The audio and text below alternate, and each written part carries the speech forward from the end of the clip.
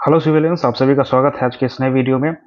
तो हम ये प्रीवियस ईयर क्वेश्चन सॉल्व कर रहे थे जनरल इंजीनियरिंग में, engineering mechanics BPSC paper 4। BPSC paper 4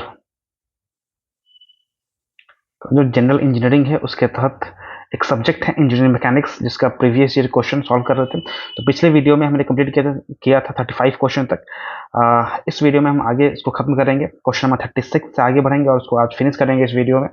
ठीक है, तो चलिए आगे बढ़ते हैं। लेकिन उससे पहले अगर आप लोग नए हैं तो सब्सक्राइब जरूर करें चैनल को और वीडियो को लाइक करें। इसके साथ साथ टेलीग्राम ग्रुप ज्वाइन कर ले, जिसका लिंक डिस्क्रिप्शन बॉक्स में मिल जाएगा। वहाँ कुछ भी अगर नोट्स वगैरह शेयर करना होता है तो मैं वहाँ करता हूँ। ठीक है, चलिए स्टार्ट करते हैं क्वेश्चन नंबर 36 से। क्या बोला है? The potential energy of a simple pendulum is maximum when it is.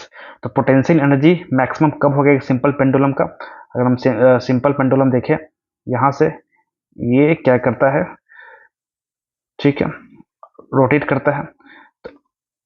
तो यहाँ पे जो लोअर मोस्ट पॉइंट है, यहाँ पे क्या होगा? काइनेटिक एनर्जी मैक्सिमम होगा। ठीक है, और यहाँ पे काइनेटिक एनर्जी जीरो हो जाएगा, क्योंकि यहाँ पे इंस्टेंटली स्टॉप हो जाएगा।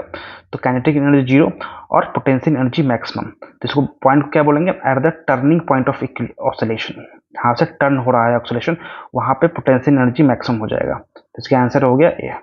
The potential energy of a simple pendulum is maximum when it is at the turning point of oscillation. Oscillation का जब टर्निंग पॉइंट होगा, यहाँ से गया फिर यहाँ से आया, ठीक है, तो ये आपका टर्निंग पॉइंट है। तो यहाँ पे क्या होगा? पोटेंशियल एनर्जी मैक्सिमम हो जाएगा।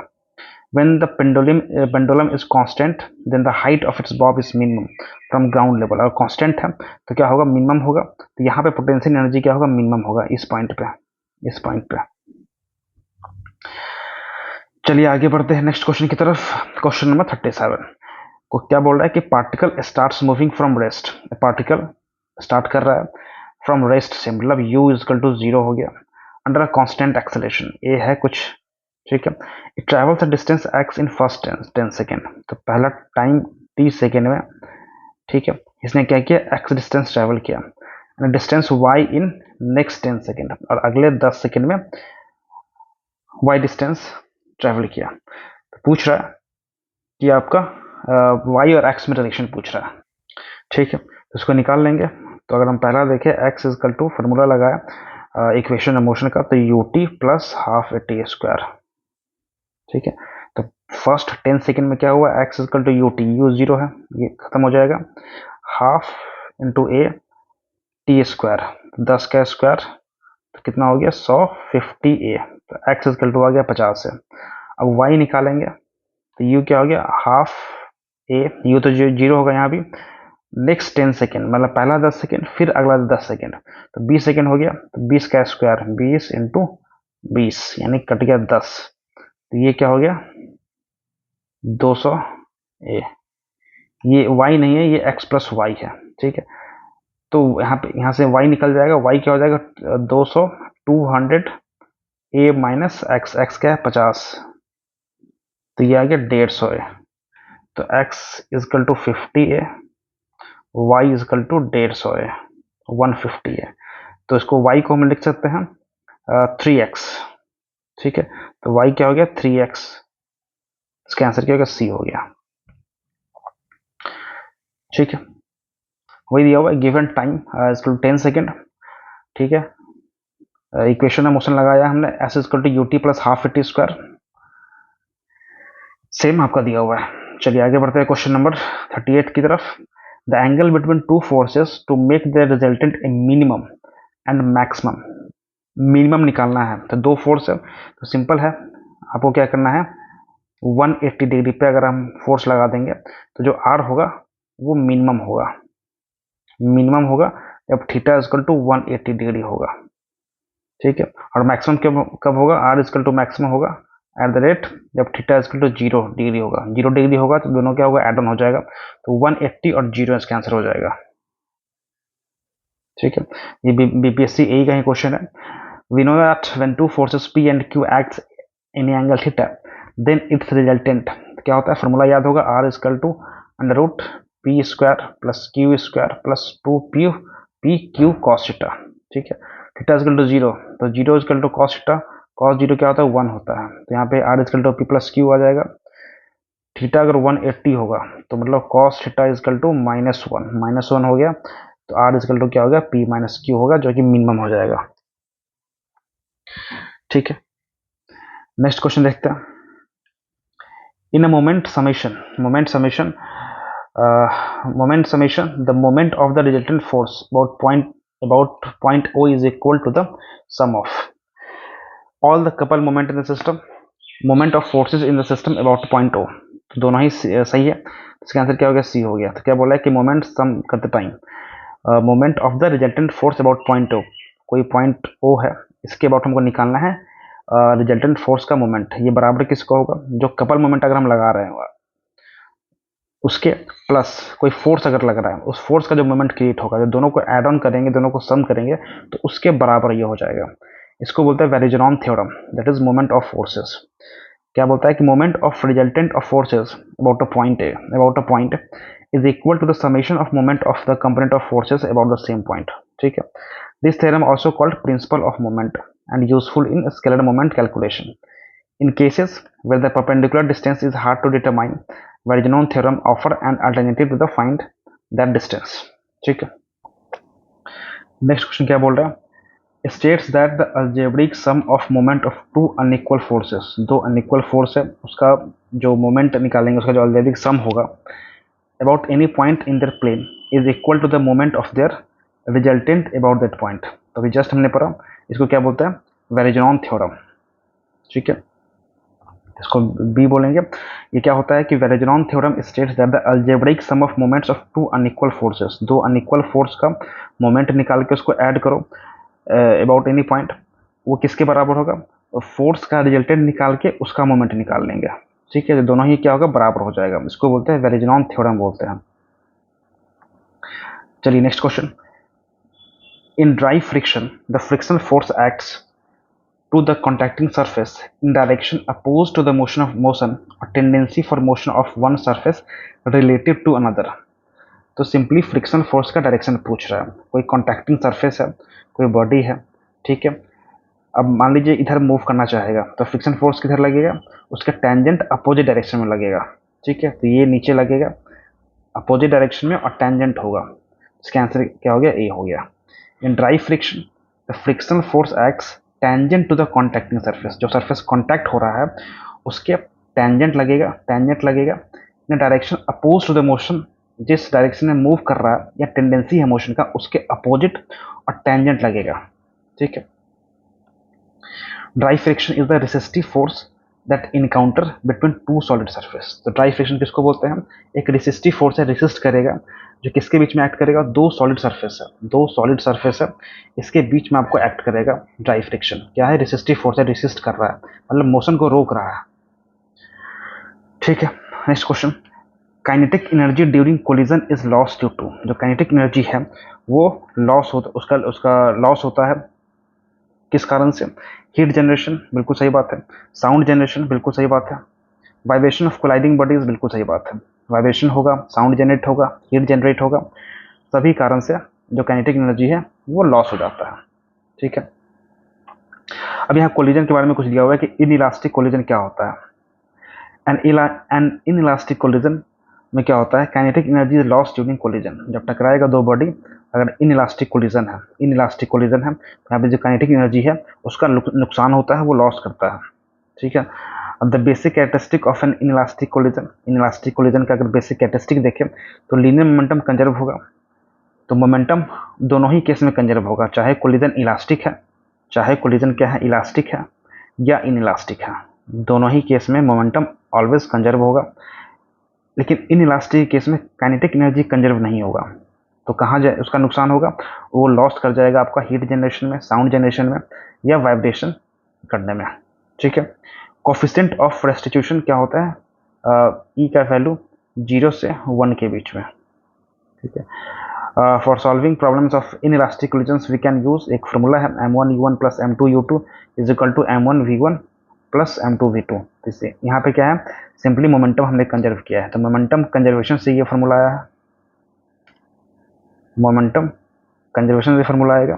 और ये आपका होता है कोफिशिएंट ऑफ रेस्टिट्यूशन का formula, velocity of separation by velocity of approach, v2 minus v1 upon u1 minus u2 is equal to e। ठीक है, and lost the kinetic energy कितना होगा, delta change in kinetic energy m1 m2 upon 2 m1 plus m2। ठीक है, तो formula है, याद होने वाला है नहीं तो इसको छोड़ दीजिए। चलिए next question, what is the translatory effect of couple. Couple, अगर ये मान लीजिए रोटेशन है, ये कोई बॉडी है, इस पर अगर कपल लग रहा है तो उसका ट्रांसलेटरी इफेक्ट क्या होगा, कोई ट्रांसलेशन इसमें नहीं होने वाला है, क्योंकि कपल क्या करता है, रोटेट करता है, ट्रांसलेशन नहीं करता है। मोमेंट दो तरह का होता है, एक आपका हो गया जब लीनियर डायरेक्शन में मूव करेगा तो उसको बोलेंगे ट्रांसलेशन, और एक रोटेट करेगा तो उसको बोलेंगे रोटेशन। तो कपल का कोई ट्रांसलेटरी इफेक्ट नहीं होता है, तो इसका आंसर क्या होगा, जीरो होगा। एक couple consist of two parallel forces, couple मतलब होता है क्या है, दो पैरेलल फोर्स होगा, दो पैरेलल फोर्स होगा that are equal in magnitude. तो क्या होगा, मैग्नीट्यूड उसका बराबर होगा, अपोजिट इन द सेंस उसका अपोजिट होगा, एंड कोई do not share a line of action, एक लाइन ऑफ एक्शन शेयर नहीं करेगा। It does not produce any translation, कोई ट्रांसलेशन इसमें नहीं होगा, सिर्फ और सिर्फ रोटेशन देखने को मिलेगा। ठीक है, इसलिए जो रिजल्टेंट फोर्स होता है कपल का वो जीरो होगा, क्योंकि इधर फोर्स लग रहा है, इधर फोर्स लग रहा है, दोनों अपोजिट डायरेक्शन में है, तो अगर आर निकालेंगे तो वो जीरो आ जाएगा। जब नेट फोर्स जीरो है तो कोई ट्रांसलेटरी इफेक्ट देखने को नहीं मिलेगा। ठीक है, next question, the minimum coefficient of friction between a sphere and an inclined plane of theta so that the sphere may roll without slipping is. ठीक है, तो इसमें देखिए क्या करना है ना, आपको ये निकालना है, कोफिशिएंट ऑफ फ्रिक्शन निकालना है between a sphere and an inclined plane of theta, ताकि sphere may roll without slipping, ताकि उसमें आराम से रोलिंग हो सके बिना किसी ये स्लिपिंग के। इसमें क्या है करना है आपको, दो इक्वेशन है, F is equal to mass into acceleration and torque is equal to I alpha. इन दोनों इक्वेशन का यूज़ करके यहाँ से म्यू निकलेगा। ठीक है, तो अगर हम निकालें जैसे कि यहाँ पे दिया हुआ है आपका figure shows a sphere on an inclined plane without slipping, तो बिना स्लिप के आपका दिख रहा है, ये आपका हो गया mg फोर्स लग रहा है नीचे की तरफ। ठीक है, इसका अगर कंपोनेंट तोड़े तो एक आ गया mg साइन थीटा, नीचे आ गया नॉर्मल में mg कॉस थीटा, ये फ्रिक्शन लग रहा है आपका म्यू आर, और ऊपर में नॉर्मल डायरेक्शन आर हो गया। ठीक है, net force driving the sphere downward, जो नीचे की तरफ फोर्स लग रहा है डाउनवर्ड्स। ठीक है, तो net force driving the sphere downwards क्या होगा, F net is equal to mg sine theta minus mu R. ठीक है, तो नीचे की तरफ mg साइन थीटा लग रहा है, इसको अपोज कर रहा है फ्रिक्शन, तो mg sine theta minus mu R. ठीक है, और म्यू आर क्या होगा, mu mg cos theta, R का वैल्यू क्या होगा, mg कॉस थीटा, क्योंकि नॉर्मल में दोनों फोर्स एक दूसरे को बैलेंस करेगा। ठीक है, तो यहाँ से acceleration F is equal to mass into acceleration का यूज करके हम क्या करेंगे, ए निकाल लेंगे, ए आ गया g sine theta minus mu cos theta. ठीक है, अब ये रोल कर रहा है तो क्या होगा, कोई टॉर्क क्रिएट कर रहा होगा रोलिंग। ठीक है, तो रोटेशन मोशन के लिए हमको पता है टॉर्क इजकल टू क्या होता है, आई अल्फा होता है। ठीक है, टॉर्क निकालेंगे तो क्या होगा, म्यू आर, ये म्यू जो फ्रिक्शन है वो क्या कर रहा है, टॉर्क क्रिएट कर रहा है इस पॉइंट ओ के अबाउट, तो टॉर्क क्या हो गया, म्यू आर इंटू आर। ठीक है, मोमेंट ऑफ स्फीयर अगर देखें तो 2/5 एम आर स्क्वायर होता है। ठीक है, एंगुलर एक्सेलरेशन क्या क्या होगा, alpha is equal to a upon R. अब इक्वेशन 1 और 3 का यूज करके, 1 और 3 का यूज करके क्या करेंगे, torque is equal to I alpha, 2/5 M R square, I हो गया, alpha is equal to a upon R, और टॉर्क हमने निकाला क्या होता है, mu R into R is equal 2/5 M R a. ठीक है, और आर क्या होता है, mg cos theta, mu mg cos theta, यहाँ से R R cancel, 2/5 M a, M M खत्म, तो ए आ गया आपका 5/2 म्यू जी कॉस थीटा। ठीक है, और ए पहले से निकाल चुके हैं, g sine theta minus mu cos theta, इन दोनों को इक्वेट कर देंगे, तो यहाँ से म्यू आ जाएगा आपका 2/7 sine theta by cos theta, 2/7 tan theta. ठीक है, तो यहाँ आंसर आ गया आपका। तो बेसिकली दो फार्मूला था, force is equal to mass into acceleration, torque is equal to I alpha का यूज़ करके आपको म्यू निकालना था, ठीक है। और टॉर्क क्या हो गया यहाँ पे, फ्रिक्शन की वजह से टॉर्क लगेगा तो म्यू आर अपन आर, और alpha is equal to a R, ठीक है। चलिए नेक्स्ट क्वेश्चन देखते हैं। Horizontal range of projectile fired with initial velocity u, तो एक प्रोजेक्टाइल का क्वेश्चन आ गया, ठीक है। यहाँ से हमने u से उसको भेजा है, एंगल थीटा है, तो ये आपको पूछा है हॉरिजॉन्टल रेंज पूछा है, रेंज पूछा है। ये क्या होगा, इसका याद रख लीजिए, अगर हम निकालेंगे डिराइव करेंगे तो टाइम लगेगा। वैसे रेंज इजकल टू क्या होगा, you x into T. You x क्या होता है, यू कॉस थीटा, टी क्या होता है टाइम ऑफ फ्लाइट टोटल, तो 2u sine theta upon g, ठीक है। तो u square sine 2 alpha upon जी, तो इसका आंसर क्या हो गया, ए हो गया, ठीक है। तो रेंज क्या हो गया, the horizontal range of the project fired at an angle is given by u square sine 2 alpha upon g, u square sine 2 alpha upon g, ये याद होना चाहिए। मैक्सिमम रेंज कब मिलेगा, जब अल्फा 45 डिग्री होगा, ठीक है। तो u square sine 2 alpha by g, alpha 45 degree put करेंगे तो साइन 90 हो जाएगा, जो कि 1 होता है। तो R is equal to u square upon g हो जाएगा। अगर हम बात करें टाइम ऑफ फ्लाइट की, टोटल टाइम ऑफ फ्लाइट जो इस पूरे प्रोजेक्टाइल मोशन में बॉडी लेगी, वो क्या हो जाएगा, time is equal to 2u sine alpha upon g, 2u sine alpha by g. अगर मैक्सिमम हाइट पूछ लिया जाए तो u square sine square alpha upon 2g, ठीक है। ठीक है, next question. A projectile is fired with an initial velocity u at an angle theta, angle 55 degree to the horizontal. तो पहला में क्या है आपका, थीटा इजकल टू 55 डिग्री है, ठीक है। Then second projectile was fired with the same velocity but at an angle of 35 degree to horizontal, एक आपका 55 और एक 35, in the ratio of horizontal projection of first one to second one. तो range अगर निकाले तो क्या होता है, u square sine 2 theta upon g, ठीक है। तो जी और यू इसका तो बराबर है, तो R1 अपन R2 निकालना है हमको, रेशियो निकालना है। तो क्या हो गया, साइन और 2 थीटा मतलब 110 डिग्री अपॉन साइन 70 डिग्री। इसको अगर कन्वर्ट करेंगे तो ये आ जाएगा कॉस 20 डिग्री, ये भी कॉस 20 डिग्री। तो इसका आंसर क्या हो गया, 1 इक्वल टू 1 है आंसर। तो इसका आंसर हो गया बी, ठीक है। नेक्स्ट क्वेश्चन देखते हैं। If roller is to be pulled over a curve, the least force Q required is. Curve मतलब सिंपली समझिए कोई ऑब्स्ट्रक्शन है यहाँ पे, ठीक है। इस पे क्या करना है, एक रोलर को पुल करना है, ठीक है, एक पुल करना है। If roller is to be pulled over a curve, the least force Q required, यहाँ पे डायग्राम भी दिया हुआ है इसका। तो इसको अगर हम सॉल्व करें, ठीक है, तो सिंपली क्या करेंगे, फोर्स एक mg लग रहा है यहाँ पे, और एक यहाँ पे रिएक्शन r लगेगा, ठीक है। तो लामी थ्योरम लगाएंगे, तो लामी थ्योरम क्या कहता है कि आपका फोर्स और उसके अपोजिट का जो भी एंगल होगा उसका साइन लेना है, ठीक है। तो q के अपोजिट क्या है यहाँ पे, 180 minus alpha, sine 180 minus alpha, r के अपोजिट क्या है यहाँ पे,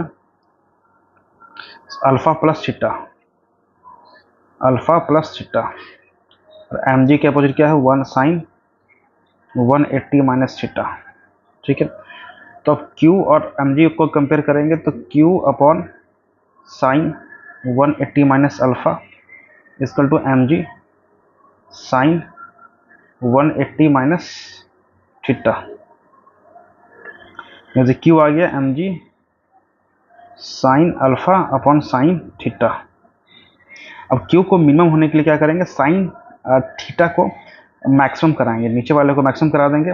तो मैक्सिमम क्या हो सकता है, थीटा इजकल टू 90 डिग्री अगर होगा तो ये 1 हो जाएगा, ठीक है, ठीक है। तो इसका आंसर क्या हो गया, 90 to the reaction. Next question देखते हैं। Which on the following is fundamental law of forces. तो फोर्सेस का फंडामेंटल लॉ कौन सा है? तो फंडामेंटल लॉ याद रखिएगा, पैरेललोग्राम लॉ ऑफ एडिशन जो है फंडामेंटल लॉ ऑफ फोर्सेस है। यहीं से हम रिजल्टेंट फोर्स भी निकालते हैं, R is equal to under root F one square F plus F two square plus twice F one F two cos theta. ठीक है, next question, free body diagram means. Free body diagram किसको कहते हैं? ये कहते हैं the diagram drawn with free hand. ये गलत हो गया। The diagram of a body with applied forces. सिर्फ अप्लाइड फोर्सेस को नहीं कहते हैं, अप्लाइड फोर्सेस उसका अपना सेल्फ वेट और वो जो रिएक्शन लगाएगा वो। ठीक है, तो ये भी गलत हो गया। The diagram of a body with applied forces, self weight and reactions. तो ये तीनों को बोलेंगे हम फ्री बॉडी डायग्राम। ठीक है, तो ये क्या होता है? It is the diagram of a body that represent the loading condition. कोई भी बॉडी है, इसका जो लोडिंग कंडीशन क्या है उसको रिप्रेजेंटेशन को कहते हैं फ्री बॉडी डायग्राम। जैसे कि वेट mg लग रहा है, ठीक है, या ये किसी पे रिएक्शन लगा रहा है, इस पर कोई दूसरा फोर्स लग रहा है, तो इन सारे फोर्स को जो रिप्रेजेंट करेंगे हम डायग्राम से उसको बोलेंगे फ्री बॉडी डायग्राम। ठीक है, तो इसका आंसर क्या हो गया? सी हो गया। Next question, in technique use to reduce a coplanar or parallel force system to a single resultant force, the resultant force is equal to। क्या होगा? Simple some of all forces in system. System में जितना भी force लग रहा है सभी को ऐड कर देंगे, वही क्या होगा? रिजल्टेंट फोर्स हो जाएगा। तो आंसर क्या हो गया? ए हो गया। ठीक है, the resultant force use to reduce a coplanar or parallel force system to a single force that is equal to the algebraic sum of all the forces in the system। System इतना ही force लग रहा है उस सभी का जो algebraic sum होगा उस सभी को जोड़ देंगे, वही फोर्स क्या होगा? रिजल्टेंट फोर्स हो जाएगा। ठीक है, next question, the gravitational force of attraction between the earth and the sun is balanced by. जो ग्रेविटेशनल फोर्स ऑफ अट्रैक्शन है बिटवीन द अर्थ, यहाँ पे अर्थ है, यहाँ पे सन है, इसके बीच में जो ग्रेविटेशनल फोर्स ऑफ अट्रैक्शन है ये बैलेंस कौन कर रहा है? मतलब एक दूसरे की तरफ खींच रहा है, तो इस अट्रैक्शन को कौन बैलेंस कर रहा है? इसको बोलेंगे सेंट्रीपिटल फोर्स। तो सेंट्रीपिटल फोर्स क्या कर रहा है? जो ग्रेविटी काम कर रहा है अर्थ और सन के बीच में उसको बैलेंस कर रहा है। ठीक है, तो gravitational force of attraction between the earth and the sun is balanced by the centripetal force. Centripetal force balance कर रहा है। The centripetal force is responsible for keeping the earth in its orbit. Centripetal force ही responsible है for keeping the earth in its orbit. Earth जो हमारा अपने orbit में चक्कर काट रहा है, ये सन है, मान लीजिए अर्थ है, तो ये चक्कर काट रहा है, तो ये सेंट्रीपिटल फोर्स के कारण ही जो अर्थ है वो अपने ऑर्बिट पे चक्कर काट पा रहा है। ठीक है, constantly pulling it towards the sun. According to Newton's law of motion, any object moving in a circular path experience the centripetal force directed to the circle. ठीक है, न्यूटन्स लॉ ऑफ मोशन के हिसाब से क्या है? कोई भी object जो सर्कुलर पाथ में मूव कर रहा है उसको सेंटर की तरफ क्या है? एक सेंट्रीपिटल फोर्स एक्सपीरियंस करेगा, and this force enables the earth to maintain its orbit path around the sun counteracting the pull of gravity. ठीक है, तो इस कारण से ये बैलेंस होकर वो सर्कुलर मोशन में मूव कर रहा होता है। Next question, a projectile is projected from a point on ground with velocity v of projection u and angle of projection alpha, how much maximum height can the projectile reach। तो हमने formula इसका याद होगा, maximum height पूछा है projectile का, तो ये होगा h equal to u square sine square alpha upon 2g। ठीक है, तो ये निकाल भी सकते हैं इक्वेशन ऑफ मोशन का यूज करके, v square equal to u square minus 2gh। v हो गया 0 क्योंकि टॉप पॉइंट पर जाएगा, यहाँ से बॉडी गया तो टॉप पॉइंट पे क्या होता है? v 0 हो जाता है, तो यहाँ से h equal to u square upon 2g करेंगे, तो u square sine square 2 theta upon 2g। ठीक है, नेक्स्ट क्वेश्चन क्या बोल रहा है कि एक concurrent force system is the one in which the line of action of all the forces intersect at a common point O in the force system produces no moment about this point. ठीक है, एक body है, इसके point ओ के about सारा force जो act कर रहा है इस पॉइंट के अबाउट ये कर रहा है, तो क्या होगा? इस पॉइंट के अबाउट कोई भी मोमेंट एक्ट नहीं करेगा, तो इसका आंसर हो गया A. A concurrent force system is the one in which the line of action of all the forces intersect at the common point. एक कॉमन पॉइंट पे क्या कर रहा है? इंटरसेक्ट कर रहा है, काट रहा है, तो क्या होगा, then the force system produces no moment about the corner point, तो कोई भी मोमेंट इस पर नहीं काम करेगा। चलिए आगे बढ़ते हैं। Next question, parallelogram law of forces states that if two forces acting simultaneously at a point, एक पॉइंट पे क्या है, दो फोर्स अगर एक्ट कर रहे हैं साइमल्टेनियसली, ठीक है, eight a point B represented in magnitude and direction, उसको हम रिप्रेजेंट कर सकते हैं इन magnitude and direction by two adjacent side of parallelogram. तो पैरेललोग्राम का दो हमने क्या किया, एडजेसेंट साइड बनाया और उसको ऐसे रिप्रेजेंट कर सकते हैं। The resultant may be represented in magnitude and direction bye, अब पूछ रहे हैं कि इसका रिजल्टेंट जो होगा उसको कैसे रिप्रेजेंट करेंगे, तो उसको हम रिप्रेजेंट करेंगे, इसका बना देंगे हम पैरेललोग्राम का जो डायगोनल होगा, जो पास करेगा through the point of intersection, उसको बनाएंगे इस पैरेललोग्राम का, और ये आपका आर हो जाएगा। ठीक है, तो इसका आंसर क्या हो गया, सी हो गया। यही होता है parallelogram law of addition of for the vectors. ठीक है, तो क्या लिखा हुआ है कि parallelogram law of forces it states that if two forces acting simultaneously at a point, एक पॉइंट पे साइमल्टेनियसली काम कर रहा है, be represented in magnitude and direction by two adjacent sides of parallelogram, तो पैरेललोग्राम के दो एडजेसेंट साइड से इसको रिप्रेजेंट कर सकते हैं। तो जो उनका रिजल्टेंट होगा उसको हम रिप्रेजेंट करेंगे, उनका जो आपका डायगोनल होगा जो इसके पॉइंट ऑफ इंटरसेक्शन से पास करेगा, उससे हम उसके आर को रिप्रेजेंट करेंगे। तो ये आपका दो फोर्स हो गया जो अप्लाई हो रहा है, पी और क्यू, और बना दिया पैरेललोग्राम। ठीक है, और इसका जो डायगोनल होगा जो उसके इंटरसेक्शन पॉइंट ऑफ इंटरसेक्शन से पास करेगा, उसको हम, वो आपका आर हो जाएगा। ठीक है, R is equal to under root P square plus Q square plus 2pq cos theta. Next question, in friction frictional force F is termed as when sliding occurs at the contacting surface. तो friction में क्या होता है, जो frictional force F है उसको बोलेंगे when sliding occurs at the contacting force. Contacting force है, इस पर स्लाइडिंग हो रहा है, हो चुका है, मतलब मोशन स्टार्ट हो चुका है, उस केस में जो फ्रिक्शन फोर्स एक्ट होगा उसको क्या बोलेंगे, तो उसको बोलेंगे हम काइनेटिक फ्रिक्शन फोर्स। अगर मूव नहीं कर रहा होता, सिर्फ फोर्स लग रहा है, अभी मोशन स्टार्ट नहीं हुआ है, उस केस में बोलते हैं हम स्टैटिक फ्रिक्शन फोर्स। लेकिन मूव कर चुका है, स्लाइडिंग अकर्स हो रहा है, उसको बोलेंगे काइनेटिक फ्रिक्शन फोर्स। ठीक है, तो kinetic frictional force that is developed when motion और sliding takes place at the contacting surface. तो कॉन्टैक्टिंग सरफेस पे जब मोशन या स्लाइडिंग हो रहा हो, डेवलप हो चुका है, उस केस में फ्रिक्शनल फोर्स जो डेवलप होगा उसको बोलेंगे kinetic friction force.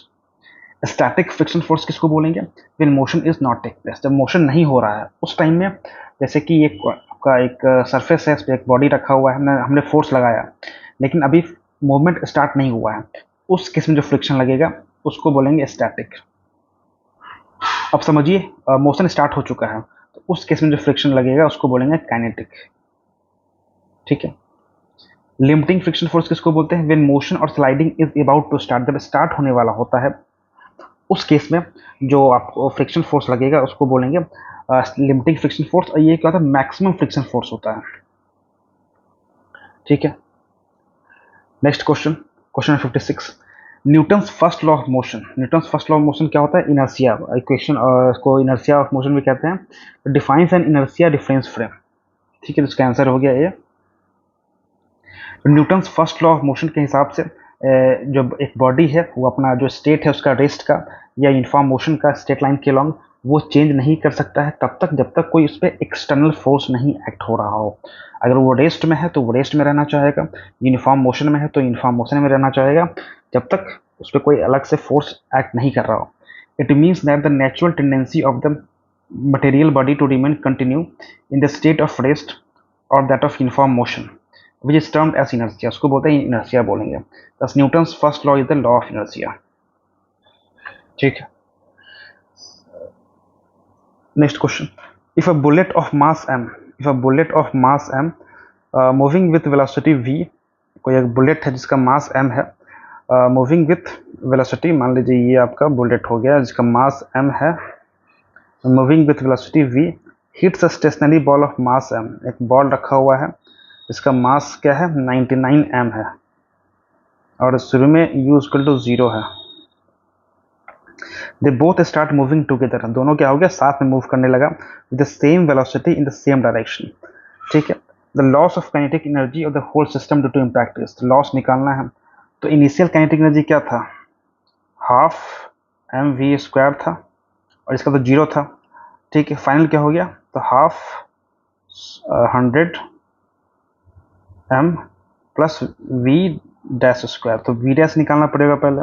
We dash निकालने के लिए क्या करेंगे, मोमेंटम हम कंजर्व करेंगे, तो मोमेंटम कंजर्व क्या होता है, एम वी, ठीक है, इंटू 100 एम वी डैश, तो वी डैश क्या होगा, वी अपन 100,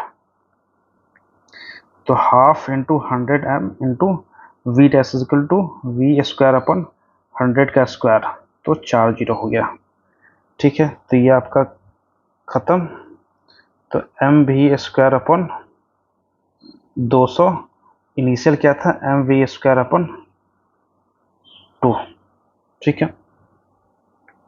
तो ये आप अगर सब्ट्रैक्ट करेंगे एम वी स्क्वायर अपन 2 से एम वी स्क्वायर अपन 200, ठीक है।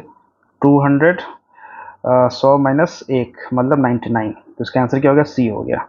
तो कुछ नहीं करना है, पहले मोमेंटम कंजर्व करेंगे और वहाँ से हम वी डैश निकालेंगे, मतलब फाइनल वेलोसिटी निकालेंगे आफ्टर कोलिजन। उसके बाद निकालेंगे इनिशियल काइनेटिक एनर्जी और final kinetic energy. Initial minus final कर देंगे तो वो आ जाएगा loss in kinetic energy during collision. तो यही दिया हुआ है कि गिवन मास ऑफ बुलेट ये एम है, वेलोसिटी दिया हुआ है वी, मास ऑफ बॉल दिया हुआ है 99 एम दिया हुआ है, ठीक है।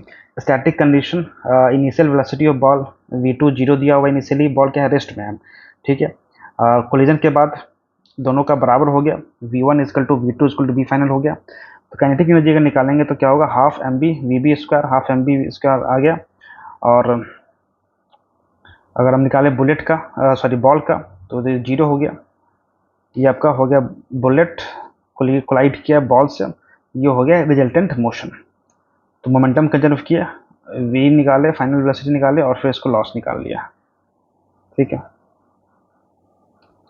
तो ये सेम कैलकुलेशन है, ठीक है।